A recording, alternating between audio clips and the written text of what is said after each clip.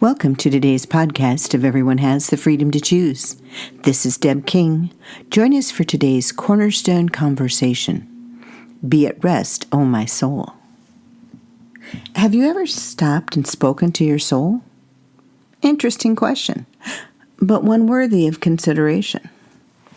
I was sitting in the greenhouse watching the birds and the squirrels. The birds are intriguing. The squirrels? They and I have a love-hate relationship. Although I must admit it is moving more toward love than hate these days. The greenhouse is nestled among trees and brings about a sense of well-being and peace. Sitting for a time, my glance landed on the Bible, open to a passage where I have been camping out for a while. Sitting back in my chair, I allow my thoughts to drift as I read each line. Join me. I love the Lord, for he heard my voice. He heard my cry for mercy.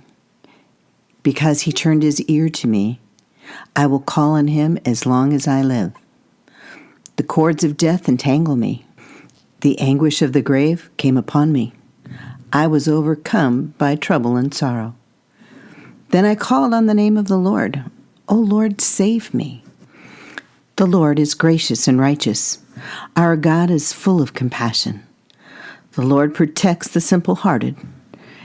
When I was in great need, he saved me. Be at rest once more, O my soul, for the Lord has been good to you. For you, O Lord, have delivered my soul from death, my eyes from tears, my feet from stumbling, that I may walk before the Lord in the land of the living. I believed, therefore I said, I am greatly afflicted. And in my dismay I said, all men are liars. How can I repay the Lord for all his goodness to me? I will lift up the cup of salvation and call on the name of the Lord. I will fulfill my vows to the Lord in the presence of all his people. Psalm 116, verses 1 to 14, the New International Version. As I read these verses, my memories washed over me like soft impressionistic images of the times in my life that the words so aptly apply. The Lord heard me and answered my cry. The image that came to my mind was sitting in an abbey in Detroit by myself, asking God to hear my cry, heal my heart. I had been raped. I didn't have a clue how to get through all that came with that one egregious act of violence. The story surrounding me is not nearly as important or defining as God's answering in that still, small voice. I knew he was there. Over the next several years, God showed me that the rape or surrounding circumstances didn't define me. What he said about me in his word did define me. It took time, not because God wasn't willing, but because sometimes I was unable to hear of his love for me. God did not take away my freedom to choose, nor did he take away others' freedom to choose, even those that meant evil. What God did was walk me through the circumstances in my life so I could get to freedom, grace, and peace in my heart. Life wasn't perfect. It was not without conflict or pain, but there was a peace in my heart that was indescribable. The cords of death entangled me.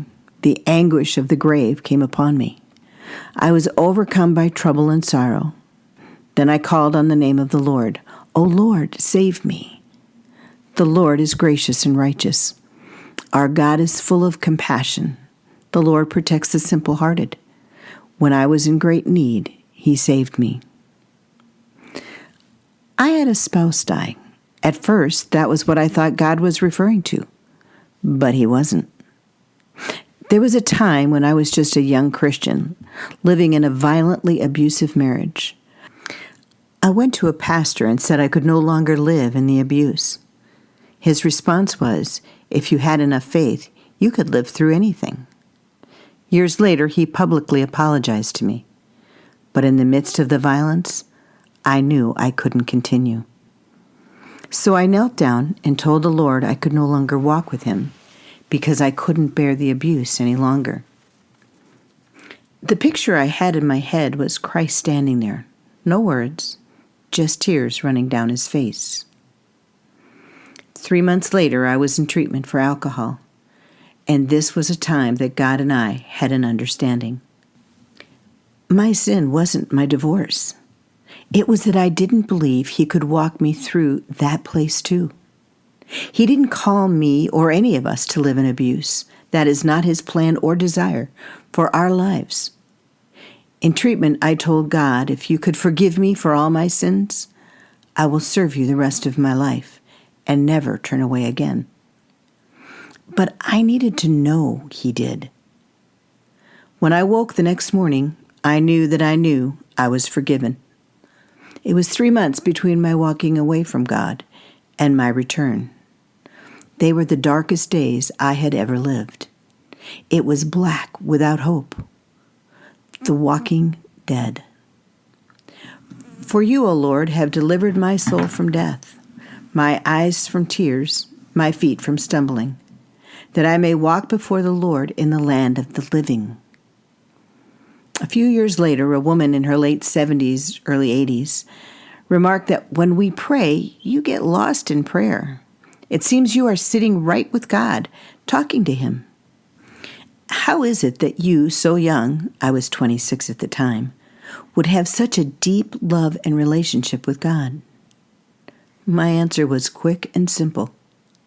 I know what it is like to live without him, and I could not live in that place again.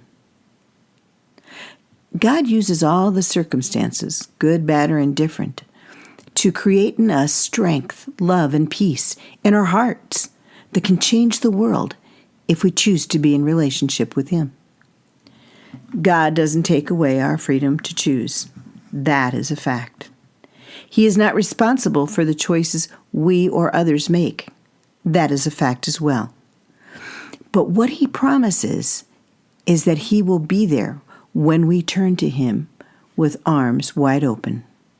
He assures us that he will walk through all our difficulties, struggles, and painful places, giving us grace, wisdom, strength, and hope that breaks the plans the enemy of our soul has designed for us. Time has passed.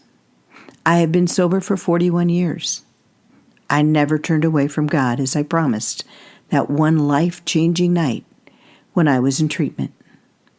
My life is rich with laughter and tears, joy and sadness, love and loss, successes and failures, and peace deep in my being. Only God can give and grow. I have kids, grandkids, foster kids, and a very special husband that is God's gift to me. I had a spiritual mom, mentor, grandma to my kids that loved me with unconditional love. I have rest in my soul. It is real because this young girl cried out to God in the midst of her pain, and he answered her. I again remember, be at rest once more, O my soul, for the Lord has been good to you. Can you consider speaking to your soul and telling it to be at rest once more, O my soul, for the Lord has been good to you? Thanks for listening and being a part of our conversation. You are welcome to pass it on. You can find us at www.debaking.com.